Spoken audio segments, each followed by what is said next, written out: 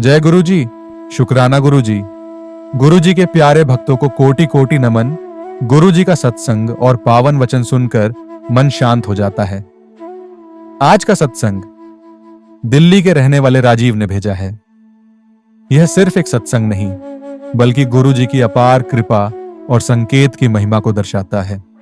राजीव ने अपनी जिंदगी में आए बदलाव को साझा किया है। इसे अंत तक जरूर सुने, क्योंकि यह आपके जीवन को भी बदल सकता है। आओ गुरु जी का सत्संग सुनते हैं। इस सत्संग को पूरा सुनो और इस सत्संग को शेयर जरूर करें। और भक्तजनों को हाथ जोड़कर निवेदन है कि इस चैनल को सब्सक्राइब करें और हर रोज गुरु जी के सत्संग का लाभ उठाएं। राजीव गुरु जी के सच्चे भक्त थे। उनकी भक्ति इतनी गहरी थी कि वे अपने हर छोटे बड़े फैसले में गुरु जी की सलाह लेते थे। चाहे कोई नया काम शुरू करना हो या यात्रा पर जाना हो, वे हमेशा गुरु जी का संकेत समझने की कोशिश करते। एक दिन उन्हें एक जरूरी मीटिंग के लिए दिल्ली से जयपुर जाना था। यह मीटिंग उनके बिजनेस के लिए बेहद महत्वपूर्ण थी और उन्होंने सारी तैयारियां पूरी कर ली थी। सुबह जल्दी उठकर वे मंदिर गए और गुरु जी के चरणों में माथा टेका। उनके मन में कोई सवाल नहीं था, क्योंकि यह यात्रा पहले से तय थी। लेकिन जैसे ही वे प्रसाद लेने लगे, मंदिर में बैठे एक साधक ने अचानक कहा, भाई, आज यात्रा मत करना। राजीव चौंक गए। उन्होंने साधक को देखा, जो खुद भी थोड़ा असमंजस में था।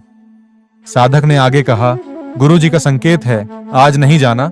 राजीव उलझन में पड़ गए। यह तो बहुत महत्वपूर्ण मीटिंग थी, इसे छोड़ना मतलब लाखों का नुकसान। क्या करें? उनकी बुद्धि कह रही थी कि यात्रा करनी चाहिए, लेकिन हृदय में गुरु जी के शब्द गूंज रहे थे, आज मत जाना। थोड़ी देर सोचने के बाद उन्होंने गुरु जी की आज्ञा को सर्वोपरि माना और यात्रा स्थगित कर दी। उनके मन में कई सवाल थे। क्या सच में कुछ अनहोनी होने वाली थी? क्या यह महज एक इत्तेफाक था? अगले दिन सुबह जब राजीव ने न्यूज ऑन की तो उनके होश उड़ गए। दिल्ली जयपुर हाईवे पर भयानक सड़क हादसा, कई गाड़ियों की टक्कर, 20 से ज्यादा लोग घायल, 5 की मौके पर मौत। राजीव के हाथ से चाय गिर गई। उन्होंने जल्दी से हादसे की डिटेल्स पढ़नी शुरू की। जिस समय और जिस हाईवे से वे जाने वाले थे, वहीं यह भयानक दुर्घटना हुई थी। ठंडी हवा की लहर उनके शरीर में दौड़ गई। अगर वे गुरु जी के संकेत को अनदेखा कर देते तो शायद आज वे इस दुनिया में न होते। अब सवाल यह था, गुरु जी को यह पहले से कैसे पता था? गुरु सिर्फ शरीर तक सीमित नहीं होते, वे समय से परे होते हैं। उनके पास वह दिव्य दृष्टि होती है जिससे वे आने वाले संकटों को देख सकते हैं। वे संकेत देते हैं, लेकिन यह हम पर निर्भर करता है कि हम उन संकेतों को समझें या नहीं। राजीव की जान तो बच गई, लेकिन उनके मन में एक अजीब सी हलचल बनी रही। उन्हें बार बार यही ख्याल आ रहा था, अगर मैंने संकेत को न माना होता तो क्या सच में मेरी जान चली जाती? यह सोचकर उनके रोंगटे खड़े हो जाते थे। हादसे के कुछ दिन बाद जब वे गुरु जी के मंदिर गए तो उन्होंने मन ही मन प्रार्थना की, गुरु जी, यह सब क्या था? मुझे कोई और संकेत दीजिए कि मैं सही दिशा में हूं।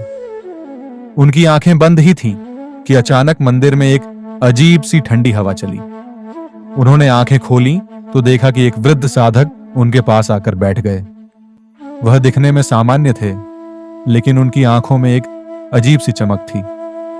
साधक ने धीरे से कहा, बेटा, जिस दिन तुमने यात्रा टाली थी, उस दिन तुम सिर्फ अपनी जान नहीं बचा रहे थे, बल्कि तुम्हारे कर्मों का एक बड़ा बदलाव भी हो रहा था। राजीव चौंक गए। कर्मों का बदलाव? इसका क्या मतलब? साधक ने अपनी आंखें बंद की और कुछ देर बाद बोले, हर इंसान अपने पूर्व जन्मों के कर्मों को लेकर चलता है। तुम्हारे भाग्य में उस दिन एक बड़ी अनहोनी लिखी थी, लेकिन गुरु जी के संकेत ने उसे टाल दिया, क्योंकि अब तुम्हारा जीवन सिर्फ तुम्हारा नहीं रहा, यह गुरु जी की योजना का एक हिस्सा है। राजीव के शरीर में सिहरन दौड़ गई। उन्होंने कभी इस दिशा में नहीं सोचा था। साधक मुस्कुराए, हां बेटा, गुरु सिर्फ शरीर को नहीं बचाते, वे आत्मा को भी बचाते हैं। जिस दिन तुमने उनकी आज्ञा मानी, उस दिन तुम्हारा एक नया जन्म हुआ। अब तुम्हारी यात्रा साधारण नहीं होगी। राजीव की समझ में कुछ खास नहीं आ रहा था। लेकिन उनके मन में एक जिज्ञासा जाग उठी। इस घटना के कुछ दिनों बाद राजीव के जीवन में एक और विचित्र घटना घटी। एक दिन वे अपनी गाड़ी से एक बिजनेस मीटिंग के लिए जा रहे थे। रास्ते में उनका ध्यान एक छोटे से गांव की ओर चला गया, जहां एक पुराना मंदिर दिख रहा था। न जाने क्यों उनके मन में आया कि वे कुछ देर वहां रुकें। वे मंदिर में गए और वहां के पुजारी से बात करने लगे। अचानक पुजारी बोले, बेटा तुम यहां क्यों आए हो? राजीव थोड़ा हंसे, बस ऐसे ही, गुरुजी ने जैसे बुला लिया हो। पुजारी मुस्कुराए और बोले, तो फिर तुम्हें यह जानकर आश्चर्य होगा कि गुरुजी का संदेश तुम्हारे लिए यही है। राजीव चौंक गए। क्या? पुजारी ने आगे कहा, इस मंदिर में आने वाले हर व्यक्ति को गुरुजी का कोई ना कोई संकेत मिलता है। यह सिर्फ एक संयोग नहीं कि तुम यहां रुके। यह उसी यात्रा का हिस्सा है जो उस दिन स्थगित हुई थी।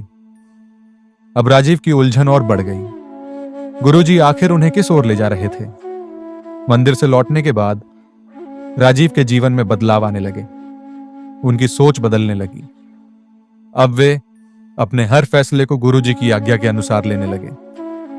कुछ महीनों बाद उन्हें एक बड़े बिजनेस डील के लिए विदेश जाना था। उन्होंने फिर से गुरुजी से संकेत मांगा। इस बार संकेत सीधा और स्पष्ट था, जाओ लेकिन ध्यान से रहना। राजीव विदेश गए और वहां एक बड़ी कंपनी से डील करने लगे।